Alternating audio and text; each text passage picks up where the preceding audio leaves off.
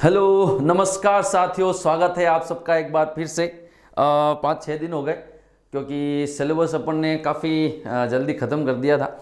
आज अपन लेके आए हैं अपनी जो कल पेपर हुआ था साइंस का, उसके आंसर की लेके आए हैं। हालांकि खूब जनों ने डाल दी है वगैरह, ठीक है ना, लेकिन अपना जो एक छोटा सा परिवार है, ठीक है, उस परिवार के सदस्यों के लिए, और अगर आप चाहें तो इस परिवार के सदस्यों को बढ़ा सकते हैं ये जो आंसर की है इसको ज़्यादा से ज़्यादा शेयर करके, ठीक है ना। तो शुरू करते हैं, ठीक है। सीधी परफेक्ट चीज़ है, ज़्यादा कुछ समझाना वगैरह है नहीं, क्यों फिर ऐसा होता है कि भाई मार साहब चुपचाप उत्तर बताओ ना, आगे हलो, है ना, ठीक है। तो अपन बात करते हैं कैसे क्या है, ठीक है। चलिए, पेपर भी मेरे पास रखा हुआ है, ऐसा कुछ होगा तो अपन देख लेंगे इसको, है ना। चलिए शुरुआत करते हैं भाई। चलिए पहला क्वेश्चन है, देखिए, एल्कोहल किण्वन जो यीस्ट में मिलती है, कहां मिलती है? यीस्ट के अंदर मिलती है, ठीक है। निम्नलिखित अभिक्रिया होती है। देखिए पाइरुविक अम्ल, ठीक है, पाइरुविक अम्ल से क्या बना रहे? एसिटाल्डिहाइड। पाइरुविक अम्ल क्या होता है? कार्बोक्सिलिक अम्ल होता है। क्या होता है? कार्बोक्सिलिक अम्ल। पाइरुविक अम्ल क्या होता है? छोटो करो रे। पाइरुविक अम्ल क्या होता है? कार्बोक्सिलिक अम्ल। ये क्या है रे? एल्डिहाइड है। ये क्या है? एल्डिहाइड, ठीक है। और ये क्या हो गया? एल्कोहल। तो देखिए कार्बोक्सिलिक अम्ल से क्या बना? एल्डिहाइड बना, यानी विकार्बोक्सिलीकरण हुआ रे। क्या हुआ? विकार्बोक्सिलीकरण हुआ, ठीक है, यानी डी कार्बोक्सिलेज। क्या हुआ? D carboxylase. पहले क्या हुआ? विकार्बोक्सीकरण हुआ, यानी कार्बोलिक जो अम्ल था उसका वो अणु यहां से हटा, फिर क्या बना? एल्डिहाइड बना, यानी जो कार्बोक्सिलिक समूह था वो यहां से हटा, ठीक है। उसके बाद फिर बना रहे एथिल अल्कोहल। यहां से जब -H2O हुआ, यानी जल का अणु निकला, तब क्या बना रहे? अल्कोहल, यानी क्या हुआ? डिहाइड्रोजिनेज, ठीक है। तो पहला क्या है? पाइरुविक डिकार्बोक्सिलेज, दूसरा है अल्कोहल डिहाइड्रोजिनेज, ठीक है। ये इसका सही आंसर है, ठीक है। वैसे ये क्वेश्चन अपने ये पढ़ा था, लेकिन ये एंजाइम अपन ने नहीं करे थे, ठीक है। कम से कम 5 से 7 क्वेश्चन ऐसे हैं जो अपन शायद चर्चा नहीं की। एक ऊष्मागतिकी वाला नियम भी था, ठीक है ना, लेकिन काफ़ी सारे ऐसे क्वेश्चन है जिसके अपने क्लासरूम में, चाहे MCQ की जो सीरीज चली थी वहाँ चर्चा की हो, चाहे अपन ने बायोलॉजी की जो टॉपिक करवाए थे वहाँ चर्चा की हो, ठीक है ना, चर्चा जरूर हो रखी है, ठीक है। तो इसका ये उत्तर हो गया, ठीक है। फिर आगे चलते हैं अपन। ये कह रहा है कि जब सल्फ्यूरिक अम्ल और अंडे के खोल के साथ अभिक्रिया करता है तो कौन सी गैस उत्पन्न होती है, ठीक है। देखो भाई क्या कह रहा है? सल्फ्यूरिक अम्ल, ये होता है सल्फ्यूरिक अम्ल। अभिक्रिया किसके साथ कर रहा है? अंडे का खोल।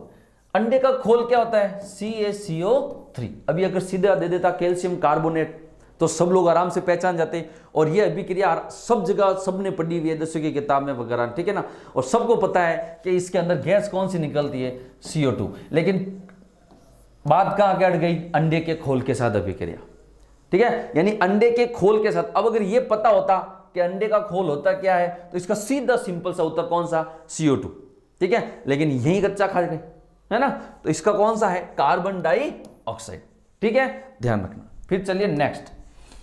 एक 2 किलोग्राम द्रव्यमान के पिंड में विद्यमान ऊर्जा होगी जब उसे धरती से 5 मीटर की ऊंचाई पर रखा गया हो, ठीक है। सीधा सा फॉर्मूला होता है ना mgh का, होता है कि नहीं होता है? m क्या होता है? द्रव्यमान 2, g क्या है? 10, h क्या है? 5, 50 × 2 बराबर 100 जूल। सिंपल सा क्वेश्चन था। चलिए आगे चलते हैं। 14, निम्न में से जीवाणु जनित रोग के उदाहरण है। मैंने आपको लास्ट क्लास में मैंने कहा था कि भाई अपन जीवाणु की एक PDF भेजेंगे, और उस PDF में जो एक शॉर्ट ट्रिक थी रे बैक्टीरिया की, अपने ये कुछ ऐसी थी, बेटा गोनी कुछ खास पड़ी है टी। ये बैक्टीरिया के थे रे, किसके थे? बैक्टीरिया के। अब सबके सब है रे। देखिए कुष्ठ रोग, कुष्ठ, क्षय रोग, ये रहा 6 से क्षय, डिप्थीरिया, ये रहा डिप्थीरिया, टिटनेस, ये रहा टिटनेस, यानी चारों के चारों क्या है, जीवाणु जनित है, यानी 1 2 3 4। ठीक है, आगे चलते हैं, 5वां सवाल देखो, निम्नलिखित में से कौन सा बहुलक जंतुओं के यकृत में पाया जाता है? जंतुओं के यकृत में पाया जाता है, जंतुओं के यकृत में। जंतु आते ये मत कर देना भाई, जंतु क्या भाई, हाँ सेलुलोज खाते हैं तो अपन सेलुलोज रखे, नहीं। जंतुओं के यकृत में पाया जाने वाला कौन सा है, ध्यान रखना, ग्लाइकोजन। ठीक है, इसका उत्तर क्या है, ग्लाइकोजन। जंतुओं के यकृत, बताया था रे ग्लाइकोजन कहां संचित रहता है, यकृत के अंदर संचित रहता है, बताया था बायोलॉजी क्लास में, ये अपन पढ़े, ये अपने पढ़ा है अभी तक। वो जो फर्स्ट क्वेश्चन था ना पायरुविक अम्ल वाला, वो अभिक्रिया अपन ने पढ़ी थी, लेकिन उसके वो एंजाइम है वो अपन ने नहीं, बिल्कुल कहते हैं भाई नहीं करवाया था, ठीक है ना। और उसमें एंजाइम, उसने अगर मान लो तुम लोग उसमें थोड़ा हल्का दिमाग भी लगाते ना तो भी हो जाता रे। पायरुविक अम्ल है, पायरुविक डी कार्बोक्सिलेज, फिर इधर क्या है, एथिल अल्कोहल है, तो अल्कोहल डी हाइड्रोजिनेज, यानी अल्कोहल बना, क्यों बना, क्योंकि पानी का निष्कासन हुआ। अगर लगाते, और वैसे काफी लोगों ने टिप्पा लगाया, इसी आधार पर लगाया, सही है उनका, ठीक है, डरने की बात नहीं है, ठीक है। फिर चलिए आगे, ये हो गया। नेक्स्ट क्वेश्चन, विरंजन क्रिया के लिए विरंजक चूर्ण में सक्रिय संघटक है। विरंजक चूर्ण क्या होता है, CaOCl2, यही होता है।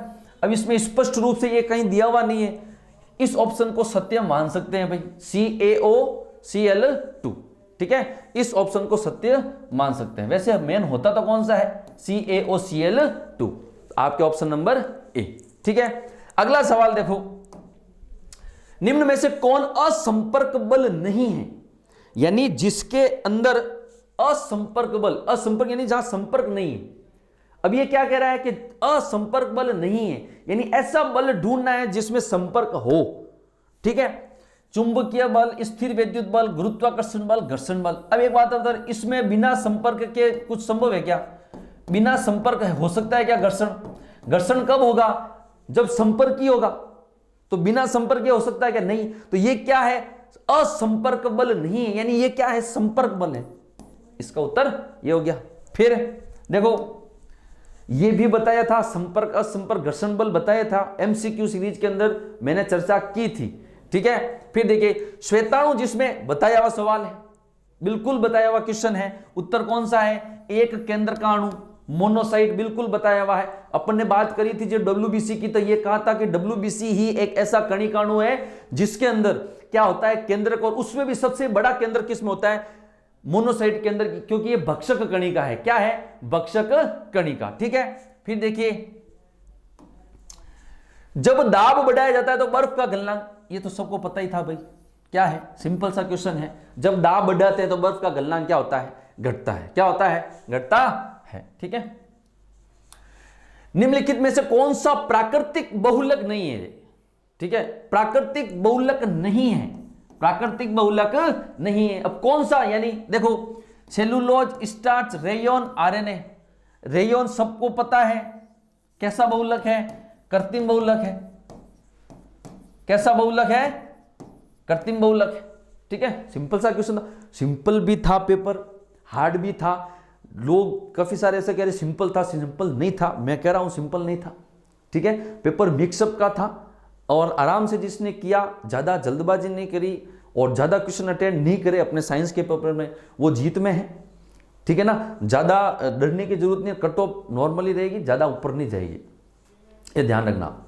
अप्रोक्सीमेट, ज्यादा से ज्यादा भी अगर अपन बात करें ना, तो आपके 180 से 200 के बीच में जाएगी साइंस की कट ऑफ, ठीक है। अप्रोक्सीमेट है, ऊपर नीचे हो सकते हैं, लेकिन दायरा यही रहेगा, ये कंफर्म है, ठीक है ना। तो जिसने शांति से करा, क्योंकि काफी सवाल, अब ये सवाल था बहुत सरल सवाल है, ठीक है ना। तो ऐसे भी क्वेश्चन थे, कुछ हार्ड भी थे, अब वो एंजाइम वाला दे दिया, ठीक है। बहुत कम लोगों ने पढ़ा है, हो सकता है कि जो बायोलॉजी का धुरंधर उसी ने पढ़ा हो, ठीक है ना। चलिए आगे, क्वाशियारकोर किसकी कमी से होता है, पढ़ा अपन ने, बिल्कुल पढ़ा, ठीक है, कोई दिक्कत ही नहीं है, प्रोटीन की कमी से होता है, संतुलित भोजन जब करवाया था। निम्न में से सर्वाधिक संख्या में उपस्थित परमाणु है। देखिए, परमाणु पूछा है, जब मैंने एमसीक्यू करवाया था मोल, अणु, परमाणु, उसके अंदर मैंने आपको बताया था कि मोल क्या होता है, मैंने वहां बताया था आपको, मोल होता है भार बटा अनुभार, अगर आपको याद हो तो। ठीक है, कुछ नहीं करना है, सिर्फ मोल निकालना है, जिसके ज्यादा मोल उसके अंदर ज्यादा परमाणु। और अगर फिर भी नहीं जीव दाप रहा तो ये लो n बटा अवोगाद्रो नंबर, ये मैंने बताया था आपको, हम एमसीक्यू करवाया था। ठीक है, भार है, अणुभार निकाल लो, ठीक है, सबके अंदर n कैलकुलेट कर लो। लेकिन इससे अच्छा है टाइम बचाने के लिए, जिसके ज्यादा मोल हैं उसमें ज्यादा परमाणु हो जाएंगे। ठीक है, तो देखिए इसका ही निकालते हैं। ठीक है, आंसर ये है, मोल क्या होगा, भार है 12 दिया हुआ है, और हीलियम का कितना हो जाएगा 4। ठीक है, 4 3 12, इसके मोल ज्यादा है, 12 ग्राम हीलियम इसका आंसर है। जिसके मोल ज्यादा उसमें परमाणु संख्या ज्यादा, 25 जीव नहीं धापे, वो फॉर्मूला है, सब चेक करन देख लीजिए। ठीक है, कोई दिक्कत नहीं है। फिर 13, शैवाल की कोशिका भित्ति बनी होती है। ठीक है, अब देखिए रे, सेलुलोज, पेक्टिन और प्रोटीन। ठीक है, ये आंसर है इसका, लेकिन मैंने कई जगह इसको भी देखा है। ठीक है, लेकिन अपने फिलहाल ये सही मान के चलना है, सेलुलोज, पेक्टिन और प्रोटीन। देखिए पूरा का पूरा पेपर आपके एनसीईआरटी से ही आया है। ठीक है, हम लोग क्या करते हैं, ज्यादा के चक्कर में जो कम अपने पास है उसको भी खो देते हैं। हम लोगों को क्या, जैसे कि अधीनस्थ बोर्ड है, अधीनस्थ बोर्ड है, लेकिन अपन एनसीईआरटी के अंदर अपने को क्या लगता है यार मैटर बहुत कम है, फिर हम क्या करते हैं, बड़ी बड़ी क्या है कि गाइड लिया है, अलग अलग प्रकार के नोट्स ले आए वगैरह वगैरह, भरपूर कचरा पढ़ लेते हैं, आता उसमें से कुछ है नहीं। इसलिए चीजें वही पढ़ो जो आपके वास्तविकता स्पष्ट लिखा हुआ है, आपकी किताबों के अंदर से आएंगे, एनसीईआरटी के अंदर से आएंगे। क्वेश्चन 30 में से लगभग 24 क्वेश्चन ऐसे जो बिल्कुल एनसीईआरटी के आए हैं और अपने यहां अपन ने डिस्कस करे हैं अपने एमसीक्यू में और क्लास के अंदर। ठीक है ना, इसलिए आगे भी आप ध्यान रखो, जैसे कि अपन बहुत जल्दी आपके लिए खुशखबरी लेके आएंगे। ठीक है ना, एक नया बैच स्टार्ट करने वाले हैं बहुत जल्दी एलडीसी का। ठीक है, शांति काल है, आराम से पढ़ेंगे, कोई दिक्कत नहीं है। एक रोज का एक वीडियो, कभी लाइव आएंगे कभी कुछ। ठीक है ना, आराम से निश्चित रूप से आप बिल्कुल प्रॉपर तरीके से तैयारी करना। ठीक है, और एक बार फिर आपको कह दूं, जिस प्रकार से यहां का क्राइटेरिया एनसीईआरटी का था, अपन उसी अकॉर्डिंग चले, एलडीसी के क्राइटेरिया के अकॉर्डिंग ही अपन चलेंगे। ठीक है, आपको बिल्कुल फायदा होगा, घबराने की जरूरत नहीं है, उआ पुआ करने की जरूरत नहीं है, भटकने की जरूरत नहीं है। ठीक है ना, ये सूचना सब तक पहुंचा देना, बहुत जल्द एलडीसी का बैच शुरू कर रहे हैं। ठीक है, चलिए, तो इसका आंसर है ये वाला। क्वेश्चन नंबर 14, सार्वत्रिक ग्राही समूह में, ये भी अपन डिस्कस कर चुके हैं, कोई दिक्कत नहीं है। सार्वत्रिक ग्राही कौन सा होता है, ए बी होता है। ये पूछ रहा है कि क्या होता है, तो आपको पता है इसमें प्रतिजन कौन से होते हैं, ए बी के अंदर कैपिटल ए कैपिटल बी, और प्रतिरक्षी बिल्कुल होते ही नहीं है भाई, बताया था आप लोगों को, प्रतिरक्षी होते ही नहीं है। ठीक है, तो ए व बी प्रतिजन होते हैं और प्रतिरक्षी नहीं होते। ठीक है, प्लास्टर ऑफ पेरिस का सूत्र कोई दिक्कत नहीं, CaSO4.12H2, ये लो, ये भी अपन ने डिस्कस करा है एमसीक्यू के अंदर। बताओ अब क्या भाई यहां से नहीं आए, 5 सवाल का नहीं कह रहा, बाकी क्वेश्चन सब अपने पढ़े रहे। उष्मा गतिकी, ये 11वीं का था। ठीक है, उष्मा गतिकी का शून्य नियम मैंने पहले ही कहा था, इसमें डरने की क्या जरूरत, नहीं आया तो नहीं आया, लेकिन ये है कि ज्यादा अपने कटौती नहीं है, 24 या 25 क्वेश्चन तो है। ठीक है, फिर देखिए कि इसमें उष्मा गतिकी का शून्य नियम किससे संबंधित है, उष्मा से, कार्य से, आंतरिक ऊर्जा से, तो तापमान से। इसका उत्तर है तापमान। होता क्या है कि ये उष्मा गतिकी का जो शून्य नियम है ना, ये क्या कहता है, ये कहता है कि अगर कोई दो वस्तुएं किसी तीसरी वस्तु के साथ ताप साम्यावस्था में है तो आपस में भी, ठीक है, मतलब ये कह रहा है कि ए और सी के बीच में ताप साम्य है, यानी टेम्परेचर का आदान प्रदान नहीं हो रहा, ये दोनों के बीच में भी टेम्परेचर का आदान प्रदान नहीं हो रहा, यानी ये दोनों अगर इसके साथ साम्य में है तो आपस में भी क्या होगी, साम्य में। ये उष्मागतिकी का शून्य नियम है, तापमान से रिलेटेड था। ठीक है, यूकैरियोटिक व ये भी अपन डिस्कस करें क्लास के अंदर। कोशिका झिल्ली रहित कोशिकांग कौन सा है, राइबोसोम। कौन सा है, राइबोसोम। क्वेश्चन सब आए, अरे चिंता की बात ही नहीं है, बस ध्यान से देखने की जरूरी। बस ये है कि आप लोगों को कुछ नया टीचर मिला मेरे रूप में, उस पर विश्वास करना शुरुआत में कठिन था, अब आप विश्वास कर सकते हो डंके की चोट में, ठीक है। अब इसको फैलाओ, करो शेयर, थोड़ा फेमस, ठीक है। चलिए, नील आर्मस्ट्रॉन्ग पहली बार चांद पर कब उतरा था रे? ये उतरा था रे जुलाई 1969 में। ये डायरेक्ट क्वेश्चन था, पता नहीं क्यों पूछा ऐसा सवाल, ठीक है, लेकिन पूछ लिया। जुलाई 1969 में। ये तो गूगल पे भी सर्च कर लेना भले, है ना। जिंक के सोडियम हाइड्रोक्साइड, ये कह रहा है जिंक, जिंक का अभिक्रिया किससे करी? सोडियम हाइड्रोक्साइड से करवाने पर क्या बनता है? तो ध्यान रखना, एक तो बनेगा सोडियम जिंकेट Na2ZnO2, ठीक है, और साथ में बनेगी हाइड्रोजन गैस। क्या बनेगी? Hydrogen gas. सोडियम जिंकेट और हाइड्रोजन गैस, ध्यान रखना, सोडियम जिंकेट और हाइड्रोजन गैस, ये इसका आंसर है, ठीक है। फिर देखिए क्वेश्चन नंबर 20, पृथ्वी की सतह से लगभग ऊंचाई पर एक भू स्थिर उपग्रह को स्थापित किया जाता है। सिंपल सा क्वेश्चन है, कितने पे? 36, सबको पता है। 36,000 की ऊंचाई पर भू स्थिर उपग्रह को स्थापित किया जाता है, ठीक है।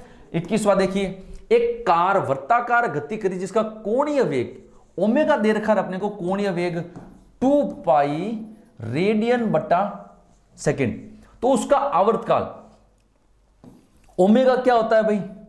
2 पाई अपॉन टी।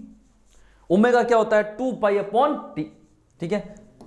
ये अपन ने डिस्कस नहीं किया है, ठीक है, अभी तक 3 क्वेश्चन ही आए ऐसे।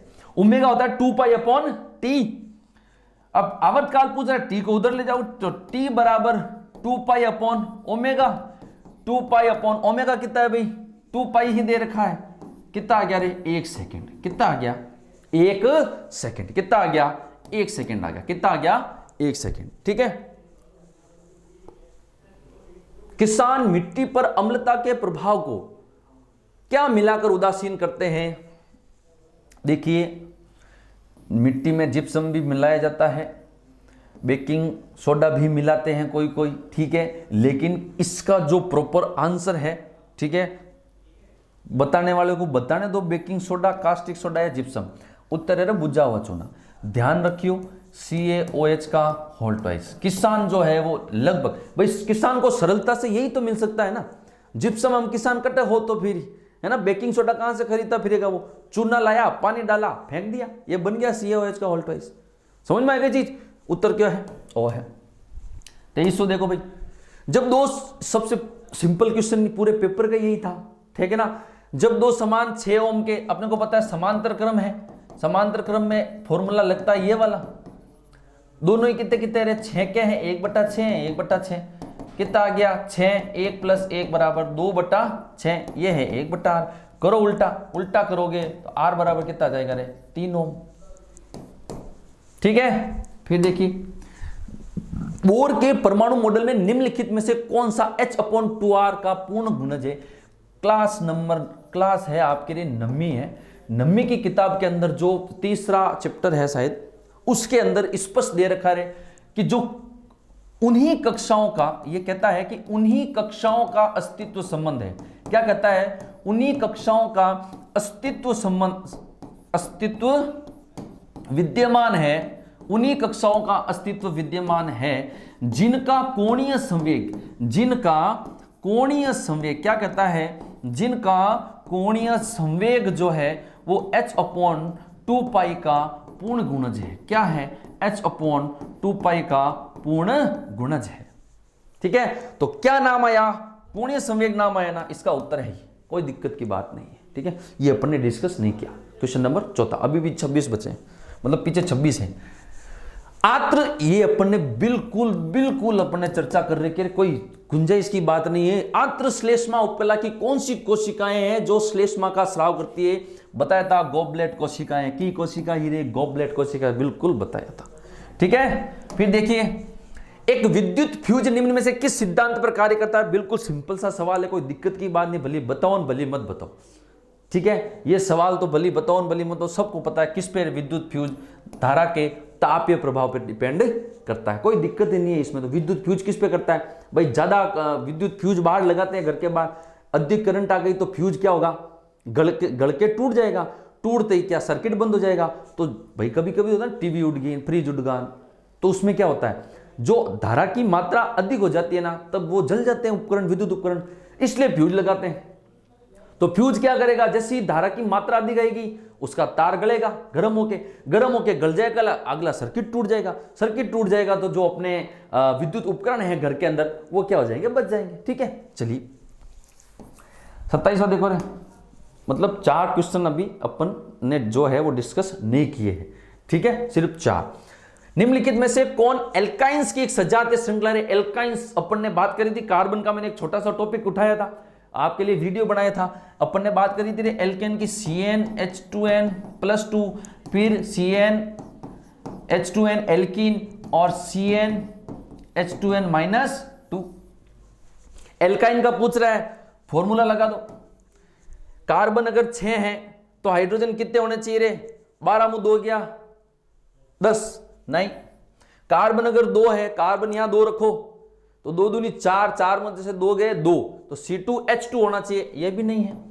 कार्बन 2 है, तो 2 × 2 - 2, ठीक है, तो क्या हो गया, C2H2 होना चाहिए, यह भी नहीं है। फिर C3 कार्बन है 3, तो H कितना हो गया, 3 × 2 - 2, 6 - 2 यानी 4, C3H4, ये लो, सिंपल है। ठीक है, चलिए निम्न में से किसका जड़त्व सबसे ज्यादा होगा? यह आपको जब गुरुत्वाकर्षण बताया था तब सीधा बताया था कि जो पहला नियम है न्यूटन का, ठीक है ना, गुरुत्वाकर्षण के जो अपने बात करी थी उस समय, जड़त्व का नियम था, जो 3 नियम थे, ठीक है ना, न्यूटन ने दिए थे, उसके अंदर क्या था, मैंने ये बताया था कि जड़त्व जो है वो द्रव्यमान के क्या होता है, समानुपाती होता है। क्या होता है? समानुपाती, भार के समानुपाती होता है। सबसे ज्यादा भार किसका है? ट्रक का भार है, तो ऑब्वियसली बात है कि जड़त्व सबसे ज्यादा किसका, ये भी डिस्कस किया हुआ है, कोई दिक्कत नहीं है। हाँ ये कह रहे हैं जंतु उत्सर्जन, एक मिनट हो, कट है सवाल हो।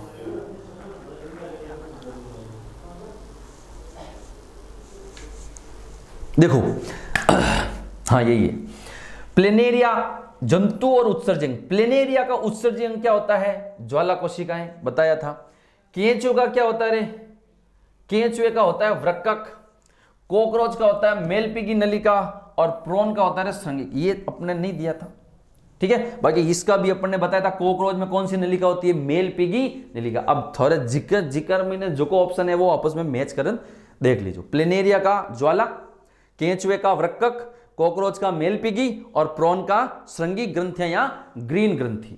ये भी बताया हुआ है, क्वेश्चन डरने की बात नहीं, बताया हुआ है, ठीक है।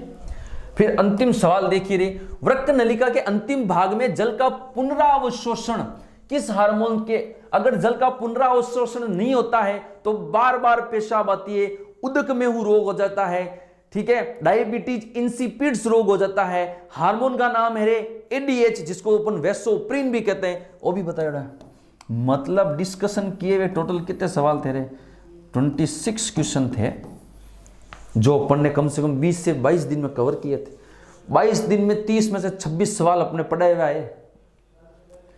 मतलब ये देख लो आप लोग, बायोलॉजी के भाई एक वो सवाल छोड़ दो बायोलॉजी का, ठीक है, एक ऊष्मा गतिकी वाला छोड़ दो, 4 मैंने आपको गिनाया कि ये अपन ने डिस्कस नहीं किए, नहीं पढ़े, बाकी सब डिस्कस किए, सब पढ़े 22 दिन के अंदर।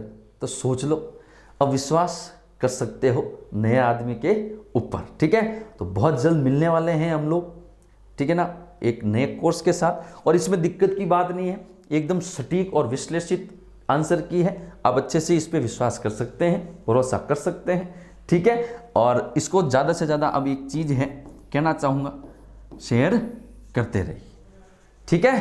तो उम्मीद करता हूँ आप लोगों के बहुत ज़्यादा से ज़्यादा क्वेश्चन सही हो रहे होंगे और आप नौकरी अवश्य प्राप्त करें, ठीक है। और कट ऑफ का भी मैं आपको बता दूँ, इसके अंदर रहेगी भाई, इसके अंदर रहेगी, ये लो 175 से 200 कर देता हूँ, इन आगे पाची नहीं रहे, इससे आगे पाची नहीं होगी, देख लेना, ठीक है। ये मेरा पर्सनल व्यू है, ठीक है ना, किसी का कोई इसमें वो नहीं है, इतनी ही रहनी है, ज़्यादा नहीं रहनी, क्योंकि लगभग जितने भी मिल रहे हैं ना, कोई कह रहा है मैंने 110 किए, कोई कह रहा है 115 किए, कोई कह रहा है 102 ही किए, तो लगभग साइंस वालों में इतनी है। ठीक है, अगर आपके सेफ स्कोर बच रहा है इतना, ठीक है ना, आपके 100 नंबर आ रहे, 100 सवाल अगर कट कूट के बच रहे हैं तो आप सेफ। ठीक है, तो चलिए ये आपकी थी आंसर की। मिलते हैं अपन बहुत ही जल्दी अगली क्लास के अंदर। ठीक है, और वो अगली क्लास कौन सी है अपनी, बहुत जल्दी अगली क्लास आने वाली है भाई, एलडीसी का पूरा सिलेबस। ठीक है, मतलब ये मान के चलो रे जट साइंस है उठापा गोचोकारा, वहाँ अपन टांग अड़ाएंगे, साइंस पढ़ाएंगे। ठीक है, तो जहाँ साइंस वहाँ वीरेंद्र सोलंकी मौजूद है, और डंके की चोट पे 22 दिन में आपको 26 सवाल दिए, आगे भी देंगे। ठीक है, मेहनत में अपने कोई कमी नहीं आएगी, इस बार थोड़ा सुधार करेंगे, लिख लाख के नहीं लाएंगे, टाइप करके लाएंगे। ठीक है, और कई मतलब लाइव क्लासेस भी लेंगे। ठीक है ना, तो कई बार टाइप करके ले आएंगे, तो अच्छी खासी तगड़ी मेहनत करके आप लेके आ रहे हैं। बहुत जल्दी सपोर्ट जरूर करना अपने इस भाई का। ठीक है, मिलते हैं अपन, तब तक के लिए जय हिंद जय भारत।